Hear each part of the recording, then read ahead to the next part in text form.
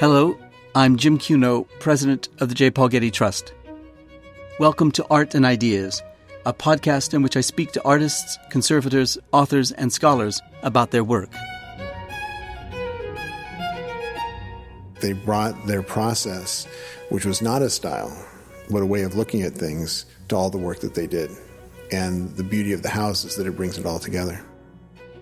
In this episode, I speak with Susan Macdonald, Eames Demetrios, and Thomas Hines about the iconic mid-20th century home and studio of Charles and Ray Eames.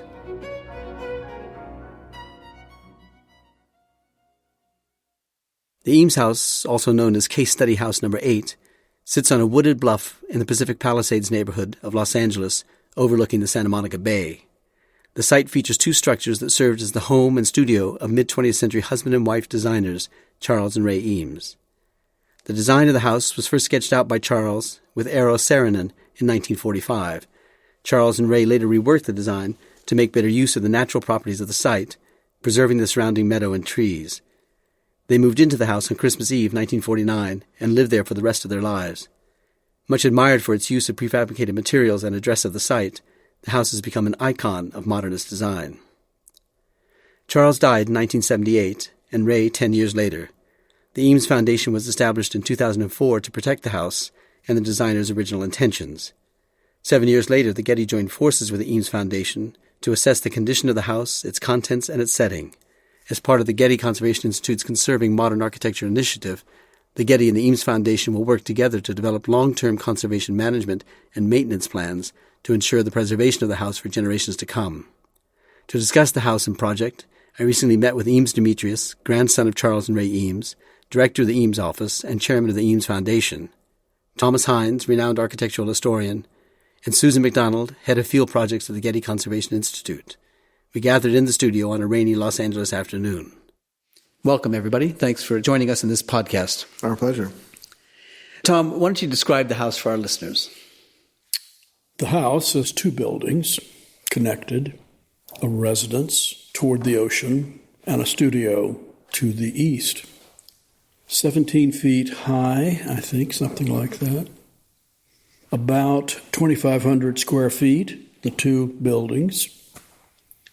A kind of steel cage with glazed and solid panels. The solid panels for insulation and visual variety, mostly red, blue, and black. It is set back of, north of, a line of eucalyptus trees, looking out down the meadow to the Pacific Ocean. The materials are steel frame, Semesto panels, is that it? Infill. Susan, what are Semesto panels? So the Semesto panels are two layers of cement fibrous material that contain an insulating material in between them. They're a modern material that was designed for insulating material and used here typically of many of the other materials in taking a kind of prefabricated material and then crafting it in a particular way in the house. We should probably describe that in this metal cage you're talking about, that some of the open spaces are filled in with glass, some are filled in with a Semesto panel, yes. Some is with wood, some is with, I guess, plaster, I suppose it is.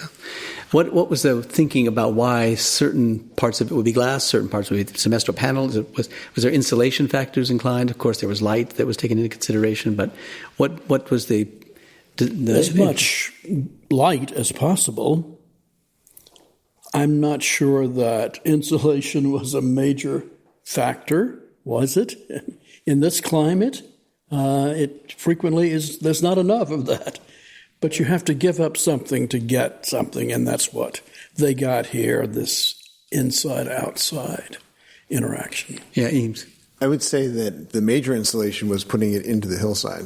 Mm-hmm. The second major insulation was being under the trees. So all along the north side of the house, mm-hmm. It's a hillside. So there's no windows looking north, or the windows are all east, south, west, and south? If you want to be totally train spotting, it's actually the west side and the east side because the coast curves here. So when you look in the morning, You have the beautiful shadows of the eucalyptus trees on these amazing plastic sliding panels. Mm-hmm. Another thing that people often notice is that many of the panels are painted. Right. And they gave a lot of thought to that. It's one of the ways they were so good at making aesthetics a part of function, because they talked a lot about how when they were using those colors, it was also kind of a way to shape space. If you look in the ceiling of the living room, you'll see that these beams here, which already have 2 different colors over 3 beams, there's actually 3 different colors, black, white, and kind of a yellowish color. And so this is a way to define space as opposed to that white box we often associate with modernism, that it's all got to look uniform and you almost don't have your bearings. They saw that color would be a way, which we think of as being ornamental, but actually to help you understand how to use the space, how to, what was in it, where you stood in it. And you see that throughout their work, this refusal to reject either traditional idea of function or traditional idea of beauty, but really accomplish both. Yeah. Yes. Well, why don't we back up for a second and talk about Charles and Ray Eames and their career and what brought them here and why on this bluff? Well, Charles and Ray are best known as furniture designers, and that most people come into their work through the door of furniture, but they also made over 100 short films. They designed exhibitions, they did graphics, they did textiles, they did multimedia design, they did lectures, they did toys. The amazing thing is that they brought their process, which was not a style, but a way of looking at things, to all the work that they did. And the beauty of the house is that it brings it all together. Charles Eames was born in St. Louis in 1907, I believe, and educated in the schools there, 2 years at Washington University studying architecture, which he didn't finish, but he left to go to Cranbrook Academy in Michigan, where he studied with one of his great idols, Eliel Saarinen, and became a great friend of Eliel's son, Eero Saarinen. And Ray also joined him there. She had been born in Sacramento, 1912, although she would have appreciated 1912, all right. Born in Sacramento, 1912, and educated mostly in New York with the painter Hans Hofmann, who also told her about Cranbrook and encouraged her to go there. So the two of them met at Cranbrook. What brought them to Los Angeles? Several things. I think they wanted to get away from the East and Midwest. They didn't want to go to New York. They said they knew too many people there, and they wanted to branch out. They were attracted by the presence of the film industry and by the tradition of modern architecture in Southern California. Irving Gill initially, turn of the century, then Frank Lloyd Wright here, then Rudolf Schindler and Richard Neutra, all of whom came as immigrants to Southern California and established and built wonderful work. They were quite aware of that. Ray told me several times how, I think the word she used was thrilling it was to live in Neutra's Strathmore Apartments in Westwood, where they did one of their early plywood experiments, did they not? They did quite a few. Yeah, in the bathtub. What do you mean by those experiments? What were they experimenting with? Well, the first one was the famous splint for the military. And then I believe they began thinking about chairs, still at Strathmore. The sequence is slightly different because there's one other piece to the puzzle, is that when they came out here, they'd actually ordered Charles and Eero, who is probably Charles's closest friend, both personally and professionally. They had done the organic chair together, and that had the prize that any designer, young designer today would also pretty much kill for, which was that your chair was actually going to be made. And so they won the prize in early 41. Ray was not involved in the design, but she helped prepare the presentation drawings. But then they had a slight problem, which is that you couldn't make molded plywood the way they thought they could. They mean Charles and Arrow. And so there's a nice letter to Elliot Noyes where Charles says, if I'd known it was going to turn out this way, I would have designed it very differently. So by the time they came out here, they were actually planning to experiment with plywood. And so they did a couple of shells that are quite crude, and they also did 2 sculptures that are quite beautiful.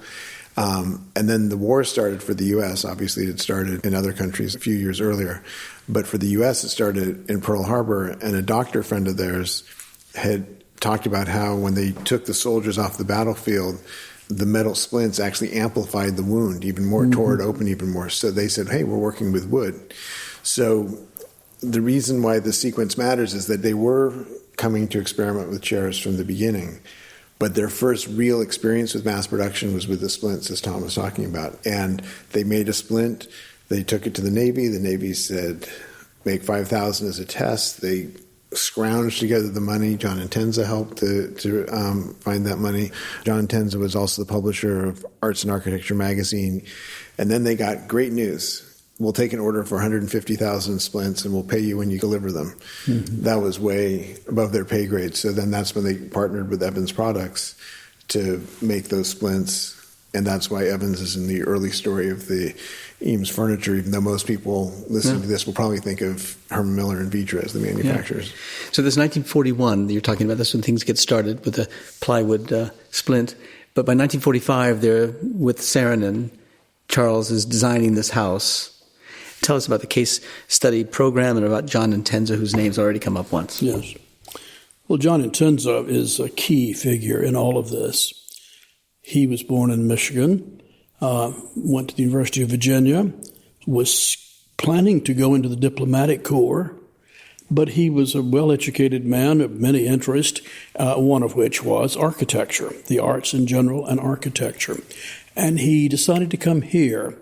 And he got a job here with MGM doing experimental films. And then, with some money he had inherited from his mother, he looked around and got a job with California Arts and Architecture magazine. And several years later, he was able to buy the magazine and he became editor.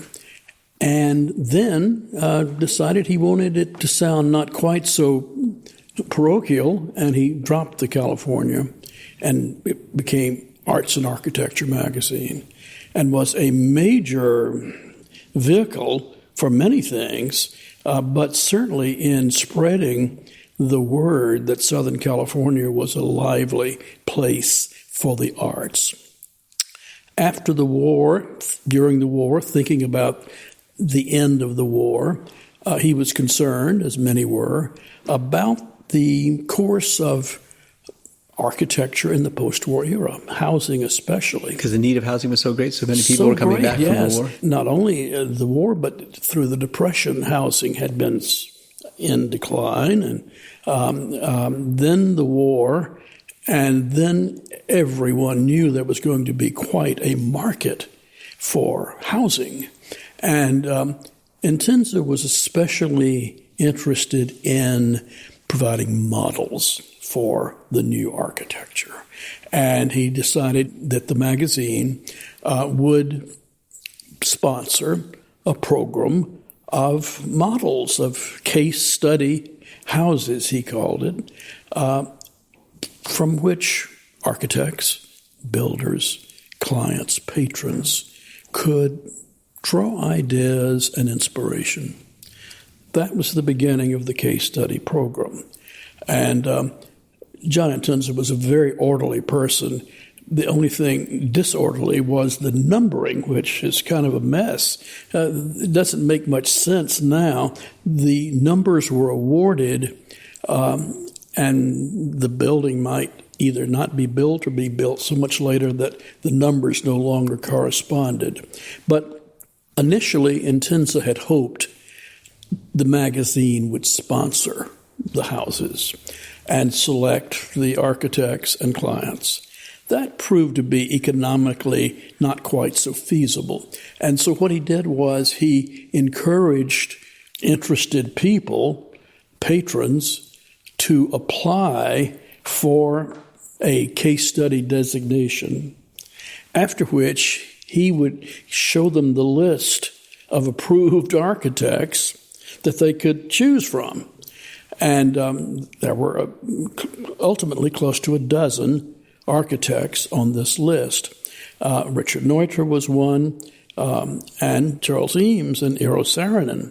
And this was case study number 8. And but on this bluff, there are 4 or 5 other case study houses. There are 3 others or 4 others? Well, I think this speaks to your numbering issue.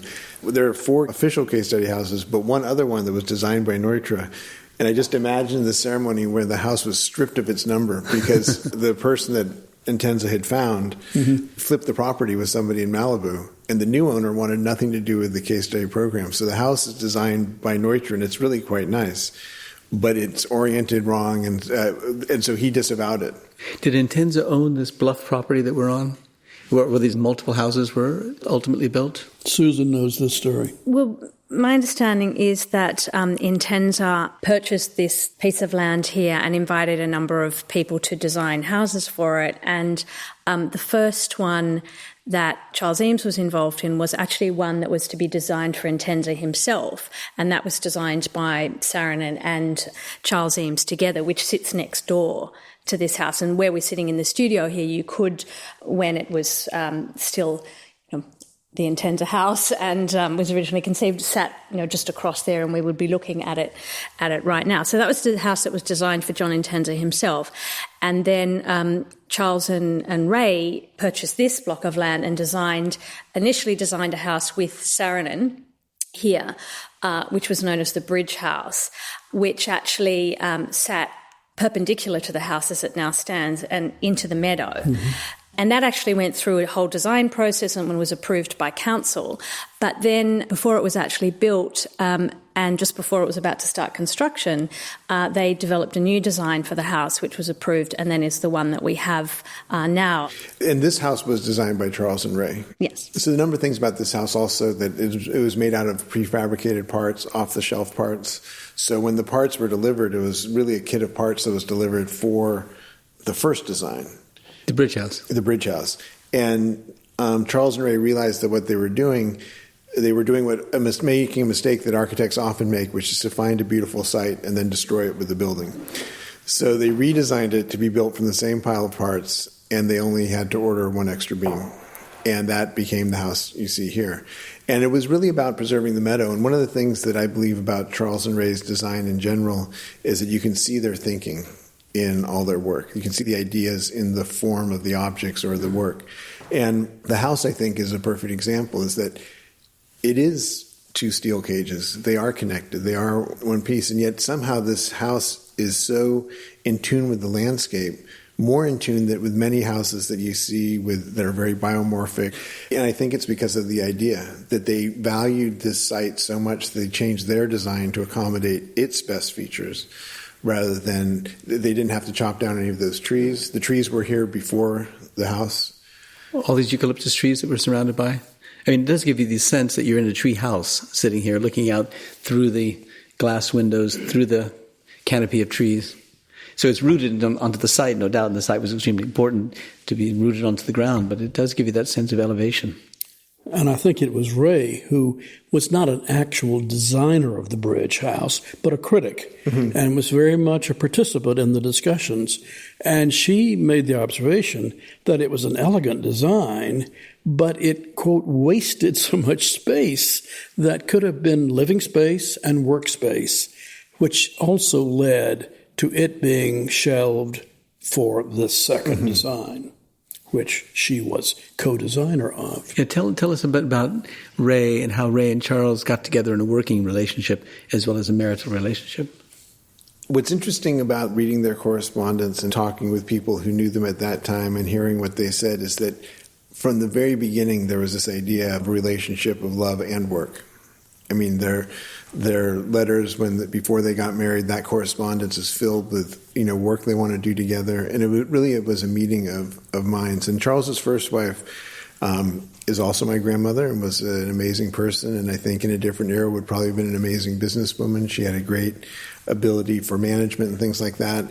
But in terms of a simpatico meeting of the minds, it wasn't there. And with Charles and Ray from the beginning, they had this connection. And so when they came out here, it was really, I think, to start fresh, as you were saying, and to start fresh also as creators together.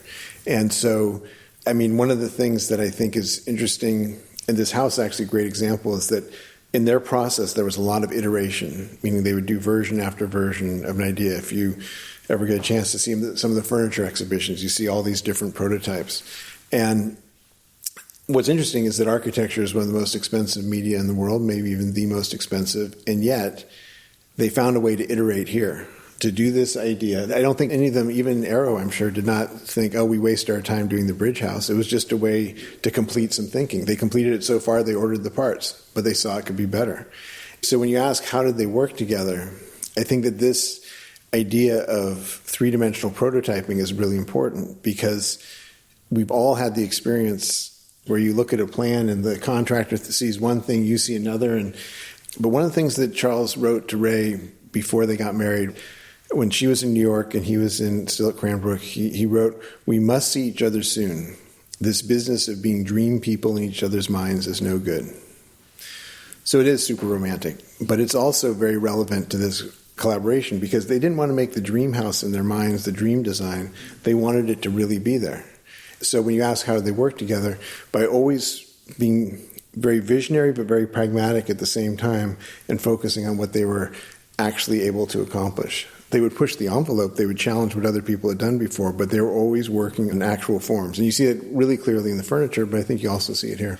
Susan, what you had? I was just going to go back to that point about the location of the house in relation to the landscape, because I think it's quite important in terms of thinking about the house today and implications for its conservation. So one of the things that you experience now by pulling the house back, nestling it into the hillside and setting it behind this row of eucalypts, which date from the 1870s, from a former scheme of planting of Abbot Kinney and bringing eucalypts to the US, is that you have the hillside on one side, and then the house opens up into this sort of lightweight sides and glass, and you get this very strong relationship between the screen of the trees and looking through that to the landscape. And the other thing that did was create this incredibly lively facade, which I think is really important here. So you get this interplay of light and shadow across the facade, the changing way the light is experienced both from the inside and the outside, and changing through of the seasons and things, which I think is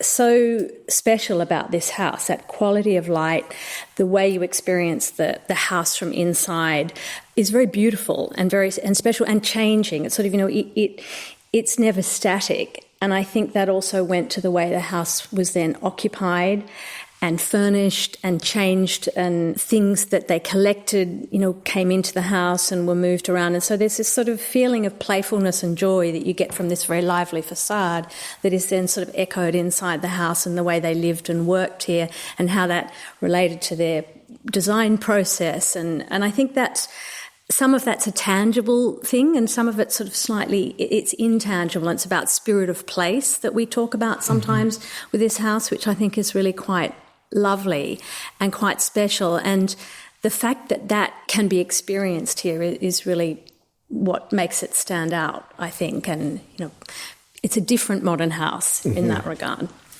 And even the way we used it when we would stay here is that it is two buildings. They are connected by this retaining wall that goes into the hillside. But even the way the courtyard and the patio have almost a grid, not almost, they do have a grid, invites you to think of those as rooms that just don't happen to have walls and ceilings. And my recollection is very vivid of when we come here, it would be very natural. You'd walk in the door that has the doorbell next to it, but almost immediately you'd open the kitchen door. And I'd be curious if you had a similar experience when you visited Ray up here. And then this door would be open, and almost immediately you would have a very long building, not two shortish ones. And it would just be this very open experience. And I think that that's, again, pretty key to how they viewed it and how they shared it with other people and how they used it for themselves. Another way of assuring variety is the fact that the two buildings are not the same size. The living residential part to the west is longer by several bays. So it was sitting in the studio. This was conceived as a workspace, and you distinguished it from the residence in the other building. How long was it the center of their work? Or was it always the center of their work? But at some point, they opened an office. And they were here for a few years before they opened the office? Their first studio was actually on Santa Monica Boulevard, not far from the barn by Quincy Jones, which had not been built then. But their first, as Tom studio said, was really the Strathmore Apartments. Yeah, that was the first place. North Strathmore Apartments. And the bathtub. Yeah. Yeah, absolutely, the bathtub. And even I think my mom's room was pressed into service when she went to college. But then they went to a couple places. But in 1943, they went to 901 West Washington Boulevard, which is now Abbott Kinney. They had the front part of it. That was their office. And then it was the molded plywood division of Evans Products. And then around there was a factory where they made some of the splints, as well as on that site. So when this place came along, they had been working together professionally, for 8 years. And they built this, and this was actually intended to be a film studio. Like a lot of the photography for the House of Cards toy was done here.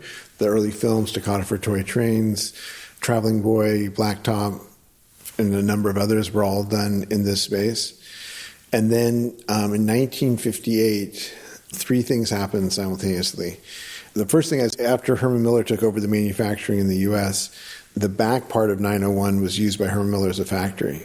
So again, if you think about this maker idea of the feedback loop between design and manufacturing, it was perfect. There was a factory back there. But the problem was, at a certain point, Miller didn't need such a small factory. The Eames office got their first big commission from IBM.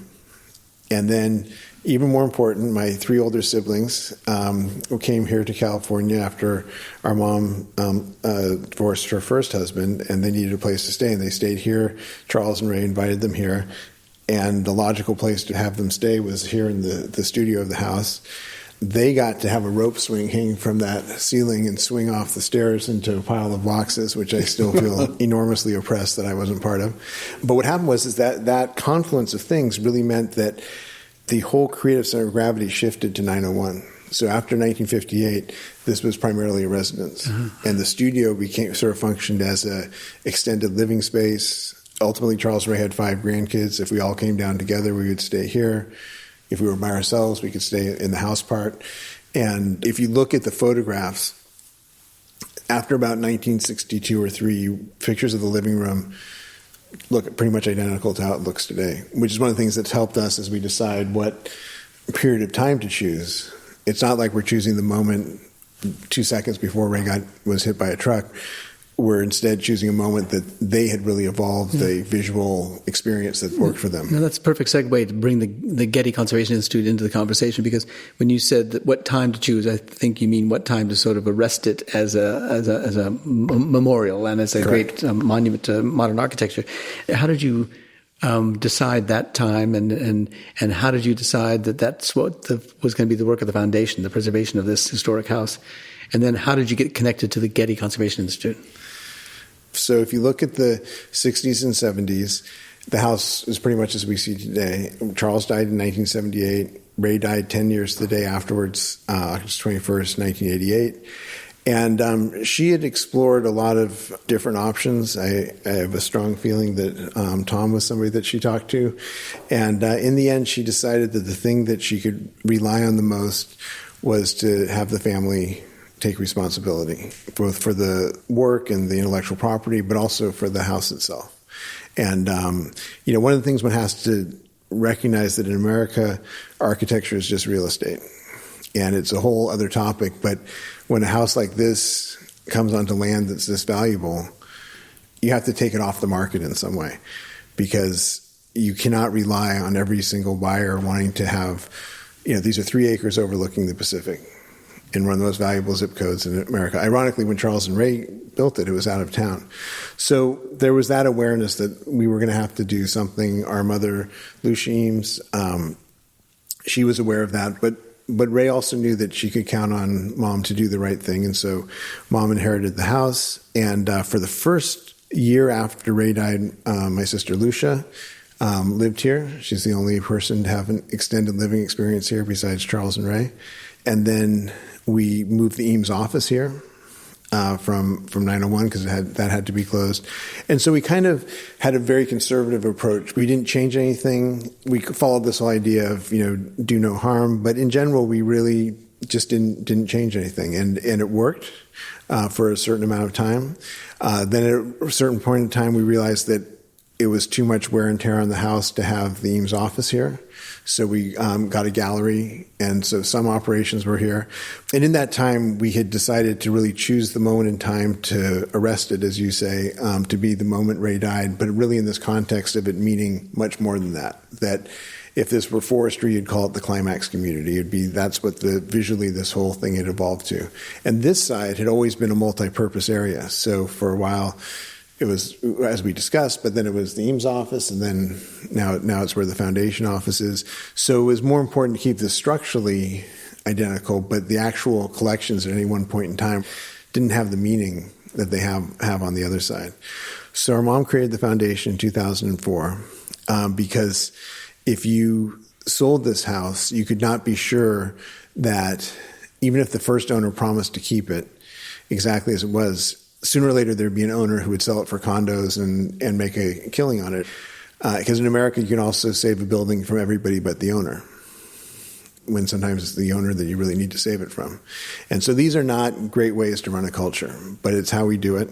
And so within that context, the best choice is to, create this foundation, give the house to it. So it's the owner of this house is not the family, it's the Eames Foundation. Yeah. And so that started in 2004. And then at a certain point, we realized that we couldn't always not do something because we need to be more proactive. So we created something that my sister Lucia leads, which is the 250-year project. And we're trying to write the book, kind of almost a metaphorical book, that you would need in 250 years if you were in charge of the Eames house.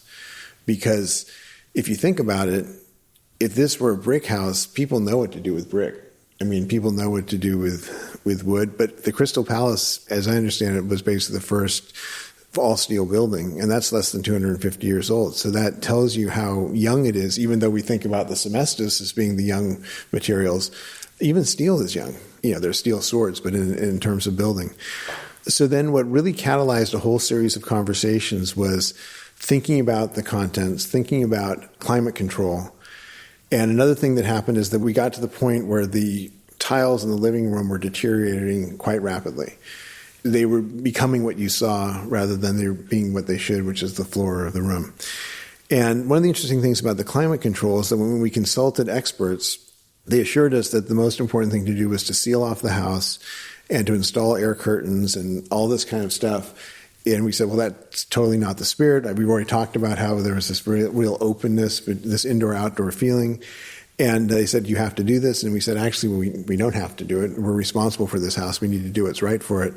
And we got in touch with the Getty, and you guys were incredibly empathetic to that viewpoint, that maybe it wasn't one size fits all when it comes to climate control. Maybe you actually have to think about the building it's in. So when is that? That's 2011 or 12, huh? 2011. Yeah. So we actually were just starting to think about launching our Conserving Modern Architecture initiative at that time, and we hadn't in fact launched it, but word was out on the street that we were starting to think about this. And in fact, what happened was that the architects, Echagono Adina, who were working with the Eames Foundation, approached us and said, there are some tricky challenges here with doing the work that was immediately on hand, which was the floor. Is there any way that the Getty might be interested in supporting or helping us with this work here? And in thinking about the Conserving Modern Architecture initiative, we knew that we were probably going to want a field project somewhere, and we had been thinking that to have a field project in California would be really terrific because it's such an important place for modern architecture, particularly of the sort of the post-war era. That seemed a good fit for us. I mean, many of our projects are international, but we felt that it would be a great idea to do that. So the Eames Foundation contacted us and said, is that something that you might be able to help us with? And we thought, wow, I mean, what an incredible privilege to be able to think that our first field project might not only be in California, but might be in Los Angeles, and actually might be to somehow help in some way to contribute to the conservation of this house, which is internationally important, I think. And it also was a great fit for us because that it exhibited a lot of the challenges that conserving modern architecture has. Things like that innovative use of materials and construction techniques that brings very specific conservation challenges. That issue of trying to demonstrate how we might be able to apply typical conservation approaches and methodologies to a modern building.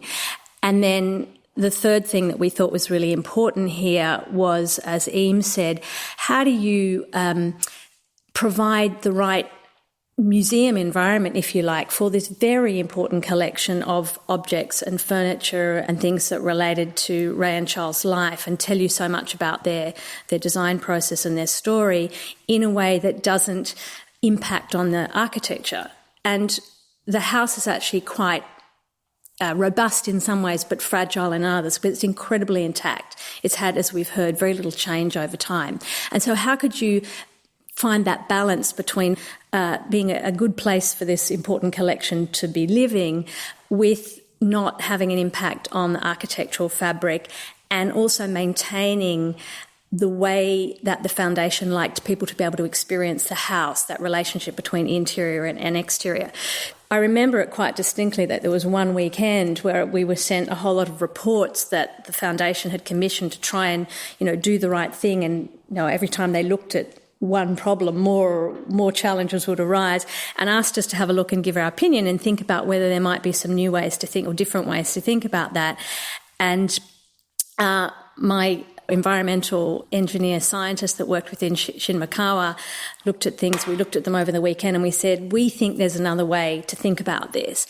And we can draw on the GCI's work in hot and humid climates in managing museum collections, combined with our work on modern materials and combined with our thinking about conservation methodologies. It brings all these different strands of our work together and actually meets a whole lot of needs and challenges of international relevance for conserving modern architecture. So we kind of came back after that weekend and had some conversations internally at the Getty and went, we would love to try and be able to help you. So that's sort of how the story emerged, and we've sort of moved along ever since. So we didn't know each other very well at that time, but I think what quickly emerged that there was a bit of a meeting of minds here, because the way we do our field projects is that we don't grant fund projects. We bring expertise and experience and capacity building and scientific research to bear on these things.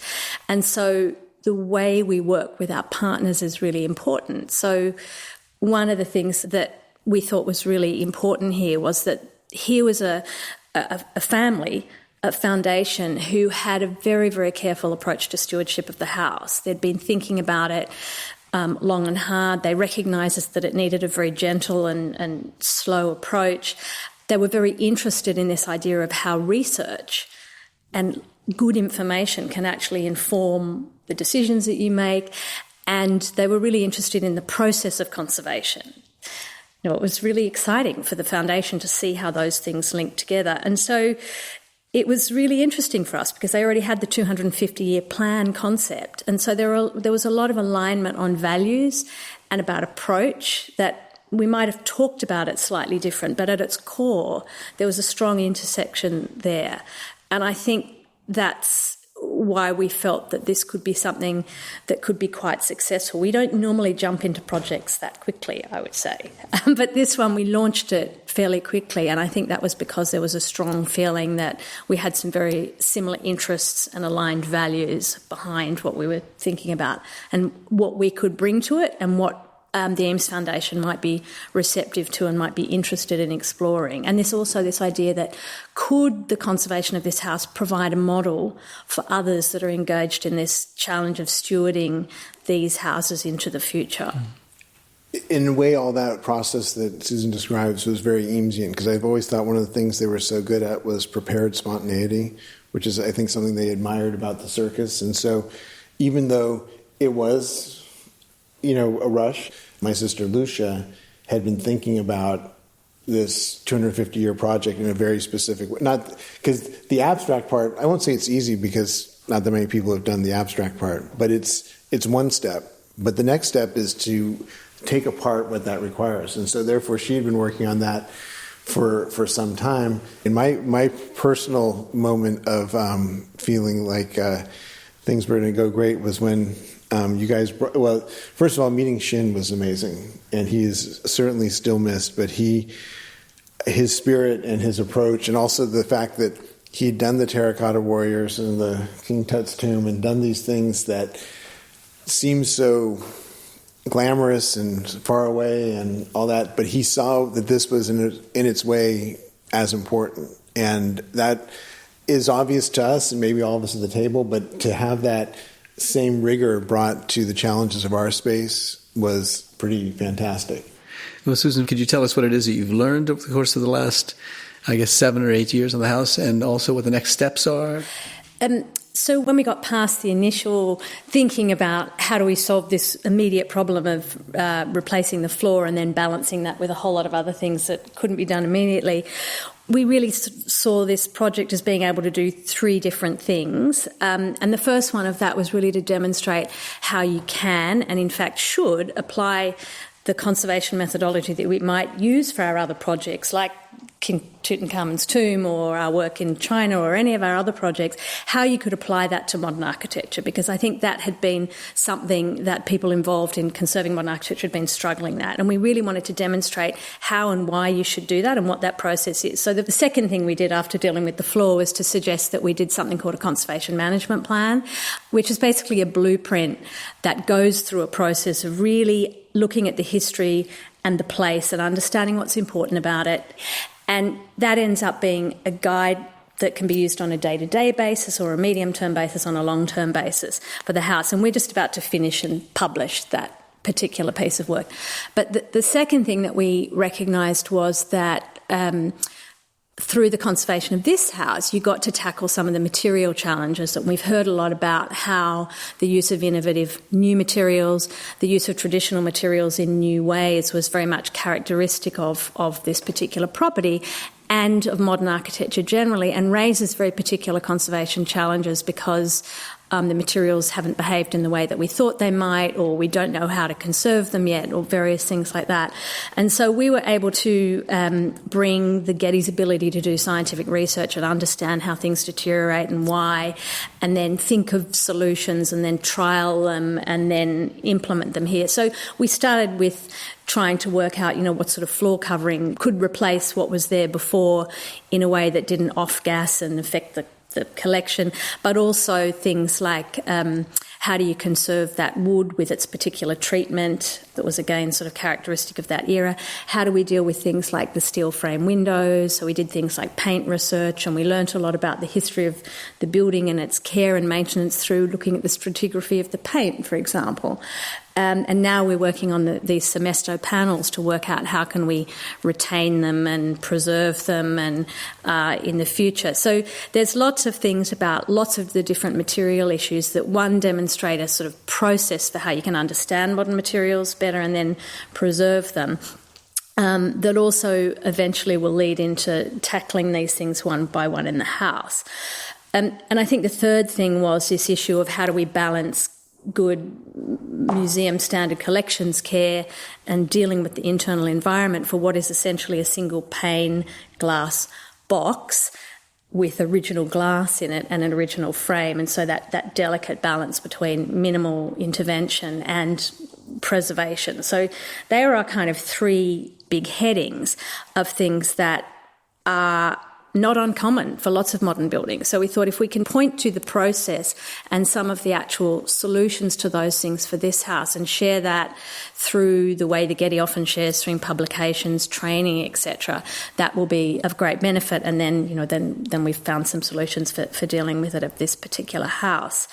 And I think that what are we doing next? And what are we doing right now? Well, we need to finish our conservation plan and publish that, and that's identified priorities that the Eames Foundation has already started to implement. So they've been looking at the landscape and dealing with a whole lot of issues related to that.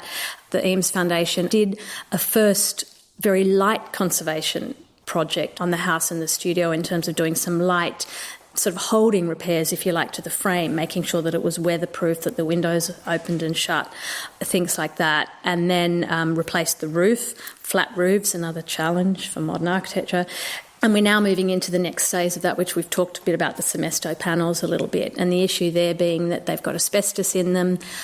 While they're not actually actively falling apart, they're not toxic. So is there a way that you can contain the ones that are still in good condition and therefore keep them, recognising that, you know, there's a lot of original fabric in this house and we want to try and keep it as much as possible. And if we have to replace them, what sort of materials could be used to replace them? So there's some of those material challenges that we're still doing. The other piece that we're working on right now is this environmental strategy, and we've sort of got to that point now where we've been able to say, okay, well, we understand what's important about this house. We want to minimise the impact on the envelope. You know, we don't want to replace the glass. We don't want to completely seal it. So how could we introduce some light types of dehumidification and airflow in the house in a way that doesn't introduce lots of equipment and have to put ducts everywhere? How can we still respect the Eames Foundation's wish to operate the house, have the doors and windows open so people can experience the breezes through the house, or, you know, have the door open and look inside, but still protect it from UV light and rapid changes of heat and things? Can we put film on the window? What sort of film should that be? Could we be clever about how the curtains might be able to embed, I don't know, UV fabric in them? Can we have some sort of operational guidelines for what time the windows and the curtains should be opened and closed and things? So we're right at the moment of sort of coming up, developing with the Eames Foundation what that environmental strategy could be that suits them. And then the next phase would be to implement and introduce some of those environmental controls. So that's where we're up to right now. But if I could just say, I think one of the things that we learnt very early on was that when people talk about this place, they often think about the architecture. You know, they talk about the Eames house. And I think the first thing that we learnt from the family, actually, and it goes to how you need to conserve it, is that this is a special house in a very beautiful landscape with an important collection. And there's a symbiotic relationship between the collection, the landscape and the house. And you can't treat either one of those things in isolation. You have to understand how each one of those aspects is important and how they relate to each other, so you can make these decisions about what to do about the fabric or the visitor management or the collection itself. And I think that as well as the physical fabric, the other thing that we learned was that there are some intangible values that are inherent here in this place that relate to the family and the Eames Foundation and the way Ray and Charles lived and worked in the house, that was really important to identify and try and work out how you can continue and preserve those, because they tell you something about this couple and their work that, you know, if the house had been passed on to, you know, some guardians that weren't part of that family, wouldn't have continued some of those processes and traditions and ways that they used the place. So things like the arrangement of the flowers in the house, the tradition of picnicking, this guest-host relationship and the way that the foundation greets people and allows people to experience this place, that's very much part of that Eamesian story. And so I think what we were able to do in the conservation plan, which you would never have expected for a modern house, was to identify some of those intangible values, that spirit of place, and then try and work out, well, how do we make sure that they continue in the management of the house in the future? And so we needed to identify them and write them down so that we could essentially get them preserved, because there will be a moment when the people that are looking after this house don't have that direct connection with Ray and Charles. And that's why I think it was really important that the foundation recognised why it was important to do this type of work right now, because this was the moment where you have this lovely connection between the past and the present and planning for the future that you only ever get when you're dealing with a modern house. We never have that when we're dealing with more ancient sites. And it's one of the things that makes it really quite special.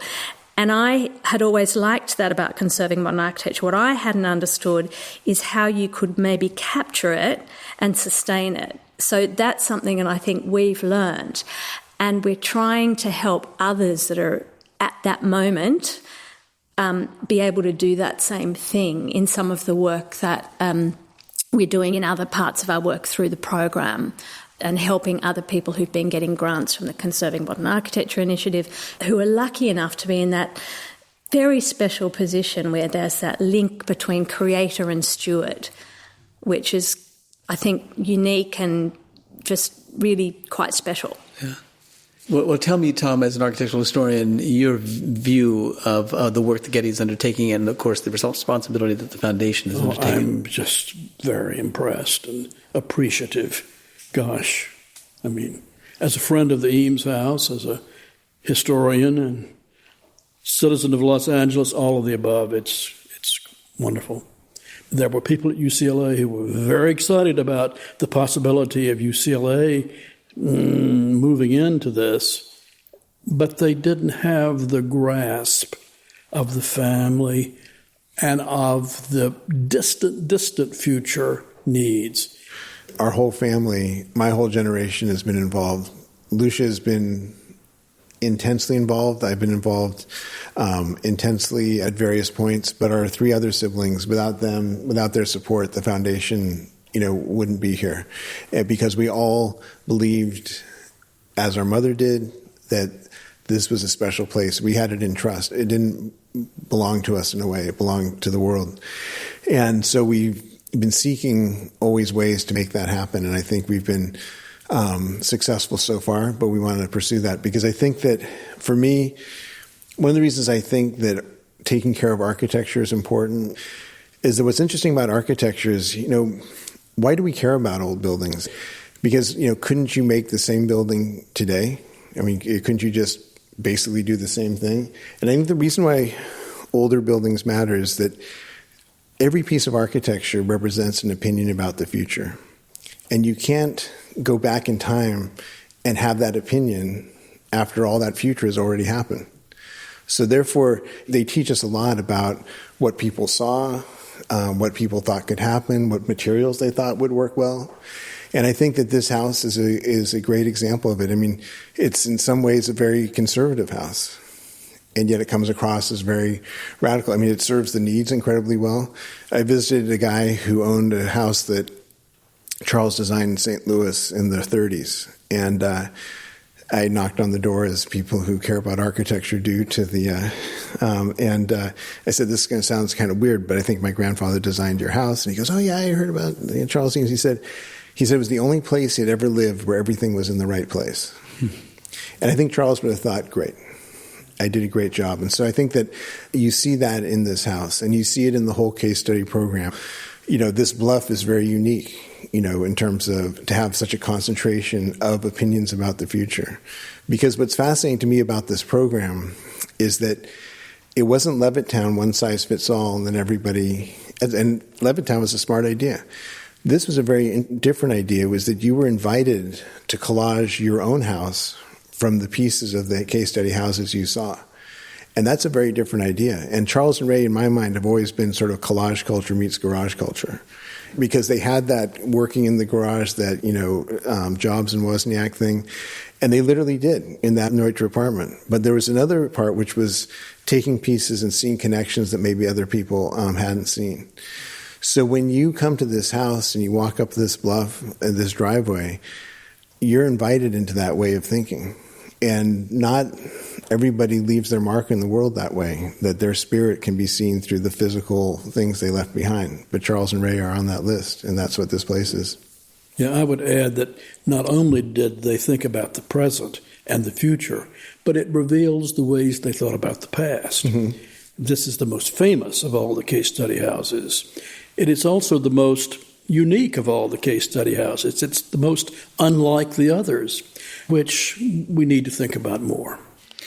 Well, thank you all for all of your time on this project. And I have to say that you've kept the quality of the house as if maybe Charles and Ray had just left, popped out to the store, might be back any moment now. That's the remarkable thing.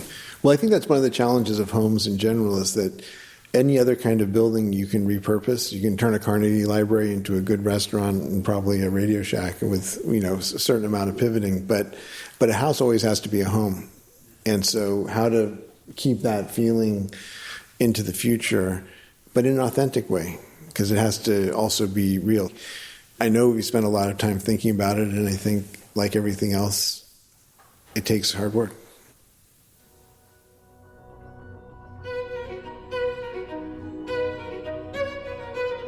Our theme music comes from the Dharma at Big Sur, composed by John Adams for the opening of the Walt Disney Concert Hall in Los Angeles in 2003. It is licensed with permission from Hendon Music. Look for new episodes of Art and Ideas every other Wednesday. Subscribe on Apple Podcasts or Google Play Music. For photos, transcripts, and other resources, visit getty.edu/podcasts. Thanks for listening.